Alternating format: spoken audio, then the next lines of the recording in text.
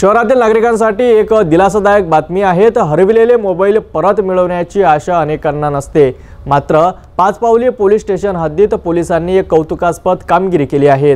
हरवलेल्या मोबाईलच्या तक्रारीवरून पोलिसांनी केलेल्या कारवाईत तब्बल 2 लाखाच्या मुद्देमालाचा मूळ धारकांना परत करण्यात आले आहेत।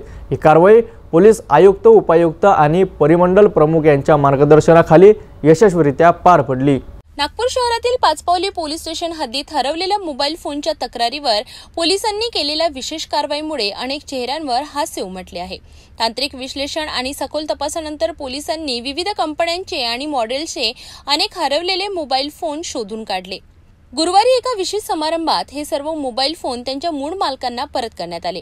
पोलीस आयुक्त, उपायुक्त आणि परिमंडल प्रमुख यांच्या मार्गदर्शनाखाली ही मोहीम राबविण्यात आली होती। पोलिसांनी दिलेल्या माहितीनुसार या रिकव्हर झालेल्या मुद्देमालाची किंमत अंदाजे 2 लाख रुपये इतकी आहे।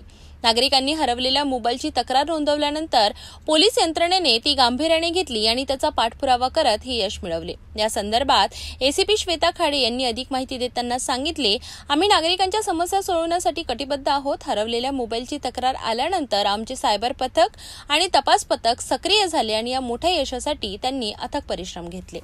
ते मोबाईलचे जे गहाळ झालेले मोबाईल होते, गहाळ कंप्लेंट आपल्या पोलीस स्टेशन पाचपावली येथे प्राप्त होता आणि ते मोबाईल पाचपावली आणि पाचपावलीची टीम आणि मिसिंग मोबाईलची त्यांनी ते शोधून काढलेले आहेत आणि आज ते आम्ही त्यांना परत केली।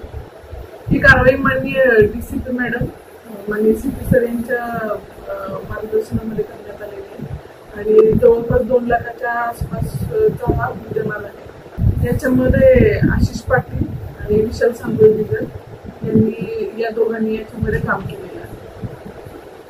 आपले मौल्यवान मोबाईल परत मिळाल्याने नागरिकांनी पोलिसांचे आभार मानले। ही कार्यवाही पोलिसांच्या कार्यक्षमतेचे आणि नागरिकांप्रती असलेल्या त्यांच्या बांधिलकीचे उत्तम उदाहरण आहे। तर अशा प्रकारे पाचपावली पोलिसांनी नागरिकांच्या चेहऱ्यावर आनंद परत आणला। हरवलेला विश्वास पुन्हा मिळवून देणारी ही कारवाई निश्चितच कौतुकास्पद आहे। या बातमीवर आणि इतर अपडेट्ससाठी पाहत रहा सिटी न्यूज।